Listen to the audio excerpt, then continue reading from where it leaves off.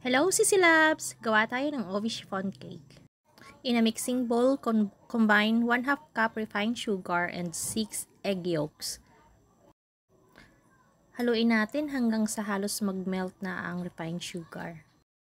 When the sugar is almost melted, isunod na natin lahat ng wet ingredients. Okay, add na po natin 1/2 cup na vegetable oil, 1/2 cup evaporated milk, 1 teaspoon vanilla, at saka 1 tablespoon na ubi flavorade ng Bakersfield. Yung maliit lang po ang ginamit ko. Mix lang po natin and then isunod na natin ang ating dry ingredients. Okay, dry ingredients na po.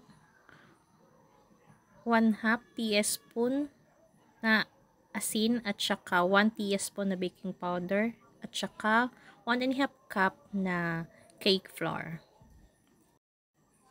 Sinala ko na po yung cake flour para hindi po magbuo-buo ang ating mixture. Kalahati lang muna ang ating ilagay. And then, maya-maya, lagay naman po natin ang ating kalahati. Haluin lang po natin. Haluin lang po at isunod natin ang ating melted flour sa ating halaya mixture. Ay saka po natin ilalagay ang ating melted na ubi halaya. Optional lang po ang ating ubi halaya. Kung wala pong ubi halaya ay gawin pong 2 tablespoon ang ubi na flavor aid. Okay, add na po tayo ng ating melted na ubi halaya. Mix po uli natin at saka iset aside para makapag-proceed po sa ating meringue.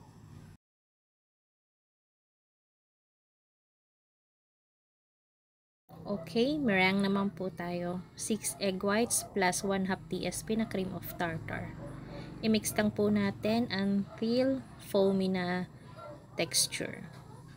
Pag foamy na siya, unti-unti po nating i-add ang ating 1/2 cup na refined sugar. Okay, pwede na po. Hatiin natin sa tatlo ang ating refined sugar.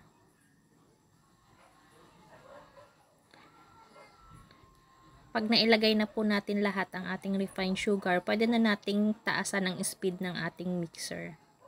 Hanggang sa ma-reach na po natin yung steep peak na form ng ating meringue. Mix lang po. We are almost there. Para po makagawa tayo ng magandang meringue, siguraduhin po natin na hindi basa yung ating mixing bowl. Nakaka-apekto po kasi ang tubig sa pag-volume ng ating egg white.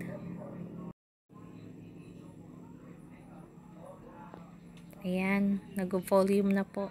Okay na siguro. Ayan. Ito po tingnan ninyo. Matulis yung dulo. Pag ganyan, pwede na po. Paghaluin na po natin ang ating dalawang mixture. Haluin muna ang ating butter kasi nagpahinga siya kanina. Okay, add na po natin ang ating meringue. I-divide po natin sa tatlo ang ating meringue. Ang paghahalo, gawin po natin yung sinasabi ng mga baker na cut and fold technique. Okay. Importante po pa-fold ang ating paghahalo para hindi po masisira ang hangin ng ating meringue. Ang social meringue. Sisi Labs nung maliit pa kami, ang tawag lang namin dyan, merengue. Okay, another add ng meringue. Ganyan lang po. Pa-fold lang po ang ating paghahalo. Hindi po talaga ganyan kabilis ang aking paghahalo sa personal. Forward ko lang po ng kaunti para hindi naman sobrang haba ng ating video.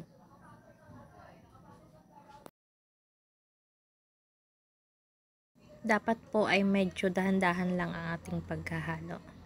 Nilipat ko na po sa kabilang mixing bowl. Halo lang uli. Dahan-dahan lang pong halo. Mostly po, dito po nagkakaproblema ang kapwa natin baker. Kaya nagdi-deflate po ang ating mga chiffon kasi na-overmix. So, dapat wag po nating i-overmix para hindi po nasisira ang hangin ng ating meringue.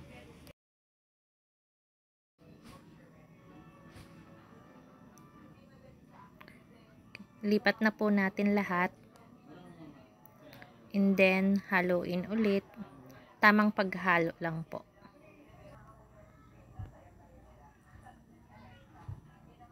Ayan.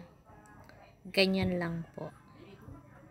Makikita po ninyo, foamy pa rin siya. Pag ganyan na texture, sigurado after maluto, ang ganda po ng ating chiffon.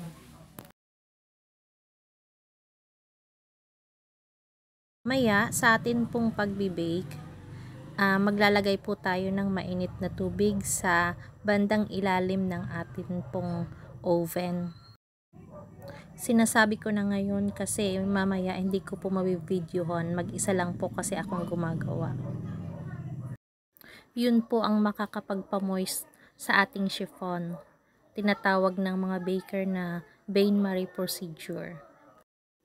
Take note po, wag pong ilalagay ng direkta itong baking pan na may laman ng ating mixture sa mainit na tubig.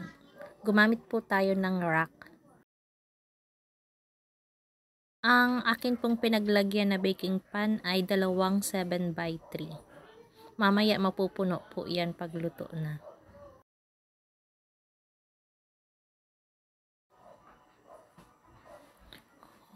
Pantayin lang po natin and then i-bake na natin.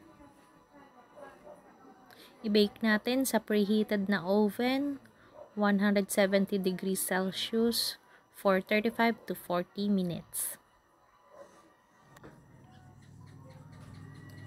Yay! Luto na. Pag tuyo ang steak, luto na po. Good. Taob na po natin. Tingnan nyo si Labs, yung result. Diba ang ganda? Tsaka, malambot po yan. Yan. Ganda, diba? Nagustuhan niyo po ba ang aking video? If yes, paki-like and comment po and share na din po itong aking video. Thank you for watching. Bye!